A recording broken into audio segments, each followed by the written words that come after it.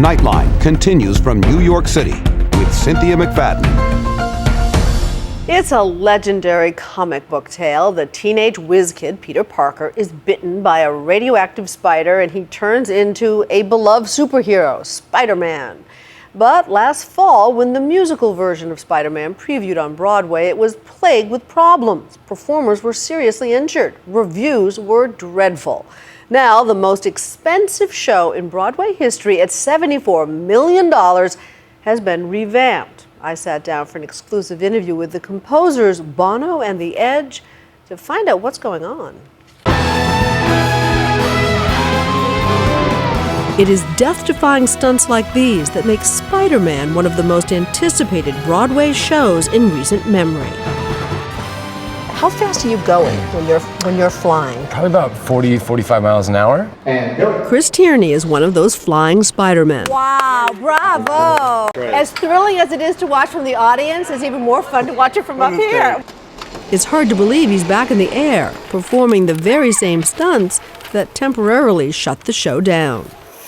In December, Tierney was in a life-threatening accident, falling 30 feet below the stage. Broke 3 vertebrae, 4 ribs, my skull, my scapula, and my elbow. You got some pretty good scars out of it, I hear. Yeah, I do. Yeah, Can you see? There we go. Oh my gosh. Wow. We were with him the day he came back to work, months ahead of schedule. Welcome back. Someone who represents the total spirit of this company, Mr. Tierney. Glad to have you here. Tierney's recovery seemed to go much faster than the show's. Plagued by 5 serious accidents, 6 delayed openings, and some of the worst reviews in Broadway history, it seemed as if the death knell had sounded for the show. If the world should end. So I've never read quite so horrific reviews. Things like the New York Times, it may rank among the worst musicals ever made. The Washington Post, shrill, insipid mess. What did you guys think when you read these? It's the sort of stuff we were saying backstage. I mean, seriously, it might have been a little hard for some other people around here to take that, but we don't disagree with the New York Times. What? One person who did disagree, Lion King director Julie Taymor, who co-wrote and directed the original version of Spider-Man: Turn Off the Dark. Julie's an incredible artist, really a very gifted girl. So what went wrong? I mean, everyone wants to understand what went wrong. Julie would not accept this, but you know, she got very close to it, so close perhaps that she couldn't see it, and we were going out and coming back, and we could see very clearly what we thought were the problems, and she didn't think they were as big a problem as we did. Problems like this, a much ridiculed number featuring a stage full of giant spiders dancing in high heels. Critics railed that the plot was unclear, the emotion muddled. At a point like that, you've just got to just say, look, you are too close, and we're eating more and more time and other people's money, and we've actually got to stop now and fix this. Julie Taymor was pushed out in March and declined to be interviewed for this story. Producers brought in a new team to revamp the show. The cast and crew began working double duty. Here we go. Don't talk, just walk. Rehearsing new songs and scenes during the day, while performing at night. Reeve Carney plays Peter Parker. Our day is generally 10 to 6 in rehearsals, get back to the theater and warm up for the show at 8. So it's pretty much a 10 a.m. to midnight day every day at this point. We were at the last performance of Spider-Man 1.0. They said they'd be back, and the cast seemed ready to move on. I'm excited to make the full transition just because it'll be a little less confusing. The next couple of weeks will actually be somewhat of a burden lifted from us. We'll go now, have a drink, and then we'll start work again tomorrow morning. And the hard work of retooling the show continued. There you go. There's the school. Phil McKinley was brought in as the new director.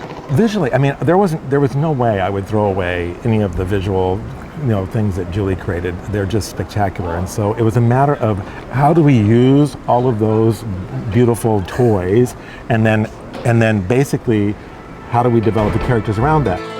Behold and wonder. After 3 weeks of rehearsal, Spider-Man 2.0 was ready to begin its own previews on time last week. The last version of Turn Off the Dark had a lot of magic and mysterious stuff. It was beautiful, actually, in so many ways. It didn't cohere. This time, you have a really clear storyline. You have characters that you're getting to know.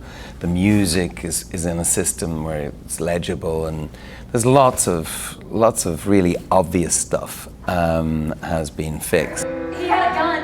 What? They added more about Peter Parker, the relationships with his family, Uncle Ben! the love stories, the things that made him a hero. You can rise above. If people leave the theater thinking that what makes Peter Parker a superhero is his special powers, I think we've failed. Because I think what makes Peter Parker a superhero is his personal integrity. Something about him, guy from Queens, a New Yorker, who puts people first, and that's the essence of this story. They removed some minor characters, added a new song, and when it reopened in previews, Spider-Man 2.0 got a standing ovation. Backstage, the cast was ecstatic. Super. Oh, that had to feel good. You know, that was our first preview of this version, and we're gonna keep working and making it better and better and better and better, but that was a real victory for us tonight. Is it fixed? Good question. It's on the way to being fixed, I think is what we would say. The important things have been fixed, and now it's the details. Are you happy? 80%. 80%? Yeah. And the last 20% will come in the weeks ahead. It'll be ready for opening night, I'm sure of that. We're going backstage. Bono and The Edge readily admit they were not at the theater during the troubled fall and winter. Can you hide Spider-Man's codpiece, please? They were touring with their band, U2. Do they feel their absence contributed to the problems? To quote the comic strip, with great power comes great responsibility. Do you take the responsibility, the two of you? You have to have great responsibility to have great power. We were in many ways guests of the last production. We were there at the very beginning, creating the canvas and the words and the music, but when it came to the production, other people were in charge. And so no, we don't think we had full responsibility. We are your humble composers with 25 quid invested and 5 years of our life. Spider-Man will open June 14th. Stay with us.